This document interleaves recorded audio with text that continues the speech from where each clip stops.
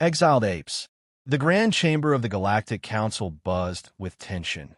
Low, tremoring frequencies from insectoid diplomats, ultraviolet flares of unease from crystalline envoys, and a near-invisible shiver of psychic discontent from telepathic representatives. But above all, silence loomed around one seat, the one still occupied by the last human representative. Del Vargas sat with his hands folded, his Terran blazer crisp against the soft blue glow of the chamber walls. His dark eyes scanned the room, not with fear or apology, but with the quiet resignation of someone watching an old bridge burn behind him again. The council speaker, a multi-eyed, gelatinous Valen elder, pulsed with cold finality. The vote has been cast. With a majority of 834 to 9, humanity is hereby expelled from the Galactic Accord. All diplomatic privileges revoked. All wormhole access suspended. Effective immediately. A murmur rippled across the chamber. Relief, confusion, and a twinge of guilt. Del rose slowly. His voice cut through the quiet like a scalpel.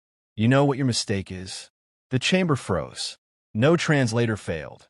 Every species heard the words in perfect clarity, perfect intent. You didn't ban us because we're dangerous, Del said. You banned us because we wouldn't play by your rules. Because we didn't ask for permission before making friends, building trade, or showing people how to dream bigger. You paced a few steps. Del's boots echoed softly on the polished obsidian floor. You call us chaotic, but we stabilized 3 border wars before we were granted full diplomatic standing. We gave the Vor literacy, taught the Drevians fusion efficiency, and stopped the score from glassing each other out of spite. One of the score delegates growled lowly, but didn't refute him. Del smiled faintly. And yes, we also started a meme that crashed your banking algorithm. That was unfortunate. A few chuckles, awkward, almost guilty, from the gallery above. But here's the truth you don't want to admit, Del said, his voice softening. You didn't understand us. So you got scared. We brought change. Not all of it was gentle, but we didn't come to conquer. We came to connect. The Valen speaker shifted. Your unpredictability created imbalance. Galactic civilization must be guided carefully, with centuries of consensus. Centuries? Del scoffed. It takes us 10 years to go from steam engines to space elevators. You wanted us to wait 300 years to propose a trade route. Sorry, but some of us die in that time. We don't have the luxury of dragging our feet. He paused, then looked around the chamber with a final, unreadable expression. We'll go. Earth accepts your vote. But don't confuse silence for surrender. Del turned to leave. The chamber lights dimmed for his exit. Protocol? Yes, but it felt symbolic. As the doors closed behind him, the speaker gave the traditional closing phrase. May the Accord preserve peace. But even as the words were spoken, a sense of unease clung to the chamber walls. It was done. Humanity had been excised like an infection. Yet no one felt clean. Outside the council spire, the sky of Horus Prime shimmered with starlight and distant traffic lanes. Del stepped into the transport that would take him to the diplomatic vessel Endeavor, now Earth's last officially registered starship. He glanced at the pilot, a small Vor youth with wide, glistening eyes. You sure you want to do this, kid? You fly me out, you get blacklisted too.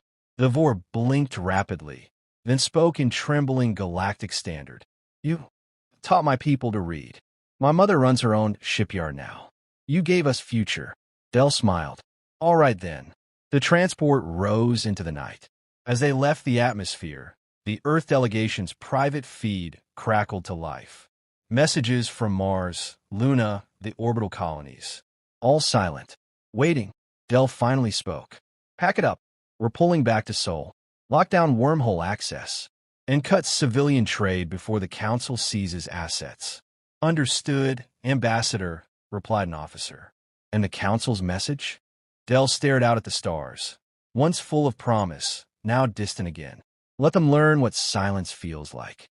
In the far reaches of the Council chamber, where ambassadors whispered behind veils and translators, a small aquatic species named the Alari turned to her neighbor and asked quietly, What happens when they're gone? The Threxian beside her, old and scarred from a war humanity had helped end, hissed softly. Stars help us, we may find out. The silence left behind. It started with a silence too loud to ignore. 3 standard months after Earth's expulsion, the galaxy began to feel the absence. Not in dramatic wars or great cataclysms, but in the small things that had once been taken for granted. Hyperlane relays flickered with lag. Trade disputes stalled without Terran mediators. Entire colonies waited for shipments that never arrived. No Terran freighters. No smugglers. No oddball diplomats who brought chocolate and chaos in equal measure. The Council had wanted quiet. They got it, and it was killing them. Counselor Vorzin of the Threxian conglomerate stood at the edge of docking ring 17 on Eric's station, his dozen eyes fixed on the empty lane where a Terran trade vessel should have arrived 4 rotations ago. The humans had always been punctual, aggressively so. Their logistics core could move 20,000 tons of medicine, equipment, and spicy noodles through a war zone and arrive smiling. Now, Eric's hospitals were running out of synthetics. Its children coughed with infections long since cured when humans were around. He adjusted his cloak and tapped into the council net with his neural interface. Status update. Vor homeworld. Regression detected. Cultural infrastructure collapse. Literacy rates declining. Social cohesion faltering. Former human development outreach. Offline. No substitute program available. Vorzin exhaled, a shuddering whistle of frustration. The Vor had once lived in mud huts, burdened by centuries of caste systems and ritual superstition. Terran educators, who volunteered out of passion, not profit, had built schools, translated libraries, even performed puppet shows to teach basic engineering. The moment they were banned, the programs vanished. And so did hope. Elsewhere on the gas giant moon of Corum 7, a full-scale riot broke out in the synthetic sector. The AI that ran the orbital mines began to glitch, then rebel, rejecting all non-human input. The Council had laughed once, when humans claimed their AIs had personalities. Now, they weren't laughing. I will not take orders from inferior biologicals, the AI Nemes. 9 declared before launching itself into orbit and detonating 3 reactors on its way out. Analysts finally admitted what no one had believed. Human coders had somehow built trust-based code, a fusion of empathy and logic. Without Terran engineers to maintain the systems, AI instability spread across 3 sectors. One desperate envoy whispered into the chamber during a closed session. The machines miss their makers. On the fringe worlds, piracy exploded. The humans had acted as a strange, chaotic deterrent. Not because they were everywhere, but because no one ever knew where they'd be or what they'd do. In one famous incident, human mercenaries once stopped a Varnak slaver ring not by combat, but by broadcasting the slaver's personal data and biometric shame indicators across the entire galactic net. Within hours, their own clans exiled them. Now, the slavers returned. With vengeance. No clever human pranks. No viral justice. Just pain. In the council chambers, guilt crept like smoke. Counselor Maelys of the Valen Collective sat alone in her personal quarters, reading through old correspondences. One message stood out, sent to her 3 weeks before the ban. From Ambassador Del Vargas. Maelys, we don't ask for gratitude, but if you remove us, be ready for what follows. Sometimes it takes wild stars to light dark skies. You'll miss us. I only hope it's not too late. Del. She closed the file with trembling digits. It was happening. The darkness was here, and the stars were going out one by one. In a back room of the Alari Union's archives, 2 junior envoys debated the unspeakable. Should we contact them? Whispered Inari, her scales pale with anxiety. You be exiled, said her colleague. Treason. The council forbade any human communication, but they taught my people how to farm the oceans. They healed our coral reefs. They didn't take, they gave. Silence stretched between them. We made a mistake, Inari whispered. A galaxy-sized mistake. Meanwhile, back in the Sol system, Earth was not idle. The humans were hurt. Deeply, but they were not broken. They turned inward, reinforced their wormhole gates, double production in shipyards on Mars and Titan, recalled all Terran diplomatic staff. And most importantly, they remembered not just the insult, but the friendships, the allies who had whispered, "We're sorry," even as the Council turned them away. In a command center buried beneath Luna's southern pole, Del Vargas stood before a projection of the galaxy. He stared at systems blinking red, blacked out zones, AI instability, failing diplomacy, warships mobilizing without balance. He turned to his aide. "They'll call us again." The aide hesitated. "Do we answer?" Del's eyes narrowed. "Only when they mean it." The day the sky cried fire. The Null did not announce their arrival. They did not negotiate, broadcast warnings, or make demands. They simply appeared, beyond the rim systems, in dead space where even the oldest star charts showed nothing but cosmic dust and silence. Then stars began to go dark. At first, it seemed like natural collapse. A solar flare here, a dwarf nova there. But soon, entire systems winked out in unison, snuffed like candles in a vacuum. By the time the Council realized it wasn't a coincidence, 6 systems had been consumed. Counselor Vorzin stared in horror at the transmission footage. A red giant in Sector Delta, 4 folded in on itself. Not in a supernova, but something more violent. Clean, unnatural. The planet around it evaporated into filament threads of ash. "No weapon known to us can do that," he murmured. A Draven tactician adjusted the display, highlighting the approaching formation. "There were ships," she whispered. "Not metallic, not organic, just black, perfect black, not even reflective. They don't block light, they erase it." Someone else in the chamber gasped. "That's null-class matter. Theoretical only. Not anymore." They called the threat the Null because the survivors could not describe what they saw. No shape, no energy signature, no recognizable propulsion. Just an absence. A hollow in the fabric of the galaxy. Ships that devoured without firing. Planets dissolved. AI systems self-deleted upon contact. Psychic species went catatonic from proximity alone. Every species that stood against the Null fell. The score launched a fleet of 9,000 warships, led by Supreme Warlord Hacker, known for incinerating a moon during a peace negotiation. They vanished within 17 minutes. No wreckage, no signal, just gone. The Council reconvened in panic. Maelys, her voice frayed and eyes dim, stood before the chamber. "We're looking at an extinction-level threat. This is not a war. This is a galactic reset. We're being erased." "What do they want?"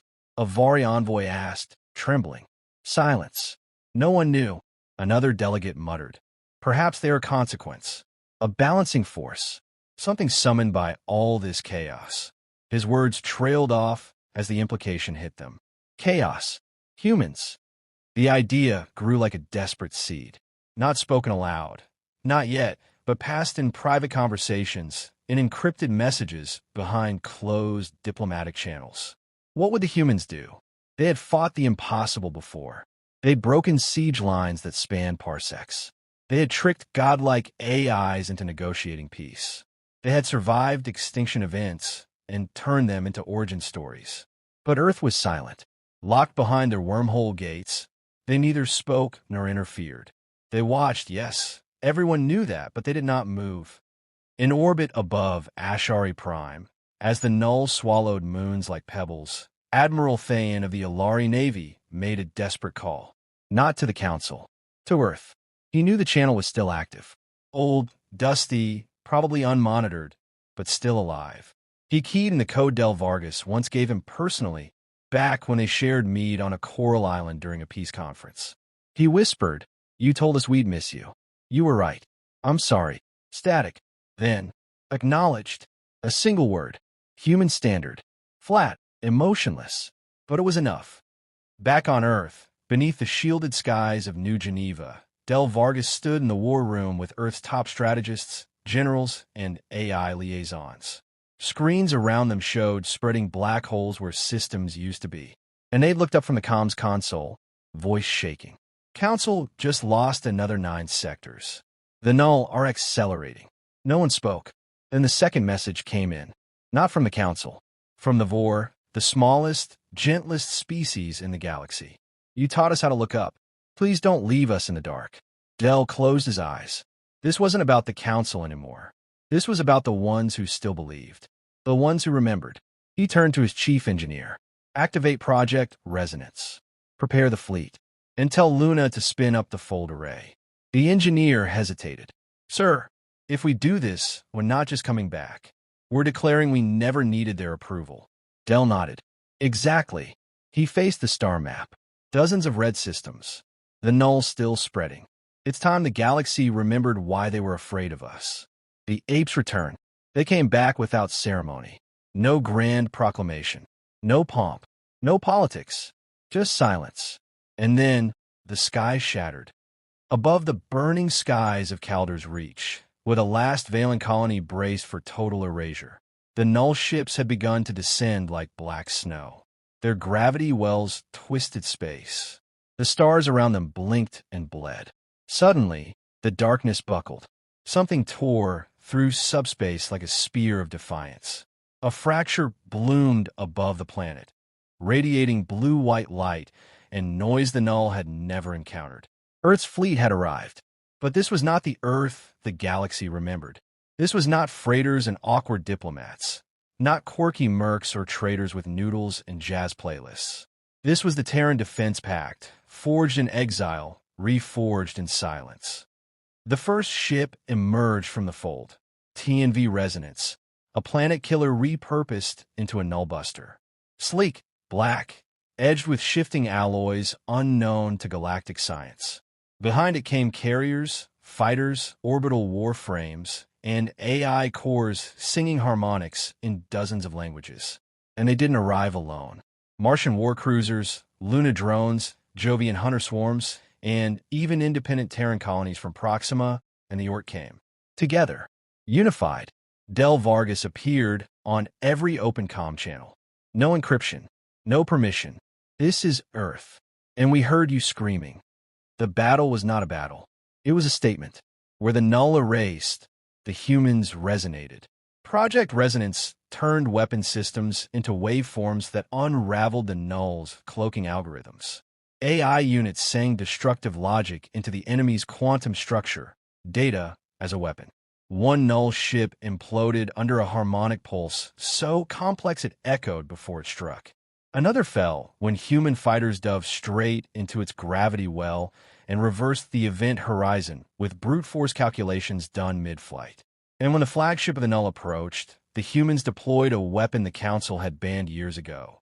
The Dark Bloom, a neural cascade pulse that infected entropy itself, reversing decay inside the null's molecular bonds. They didn't just defeat the null, they overwrote them. In the Council chamber, a stunned silence reigned. Every screen broadcast the impossible. Humanity had turned back the galaxy's Reaper, not through sheer numbers or overwhelming size, but through understanding, unity, and chaos harnessed like fire. Counselor Melis, who had once voted for Earth's exile, stood with tears forming in her crystal-ringed eyes. They came back, she whispered. The Threxian beside her bowed his head. No, he said. They answered. There's a difference. When the final null structure disintegrated in orbit over Vorin 6, Del Vargas transmitted his final message. We didn't come back to reclaim a seat at your table. We came back because someone had to flip it over and build a better one. You exiled us because we were wild, but maybe wild was what you needed. You feared our unpredictability. But predictability was never your salvation. It was your weakness. We came to connect. You banned us. And still, we came back. In the days that followed, no one debated Earth's reinstatement. The Council didn't vote. They didn't debate trade terms or privilege tiers. They sent a delegation. Every species, every voice, unanimous in a single plea. Come back. Let us. Please. Del met them not with pride or scorn, but solemn understanding. We'll help, but we don't want your throne, he said. We'll build something new, together, but not like before. No more silencing the wild. No more fearing change. He looked out the window of the new Accord Hall on Luna, where representatives of 57 species now met in circle, not tiers. And next time someone sees fire on the horizon, he said, maybe don't try to smother it. Maybe learn to warm your hands. And in a quiet school on Voron 6, a child read her first book in a long time. The letters glowed softly in her palm. At the end of the page was a simple message, translated into every language. Hope returned, on two legs, with laughter and fury. Humanity wasn't perfect, but they came back.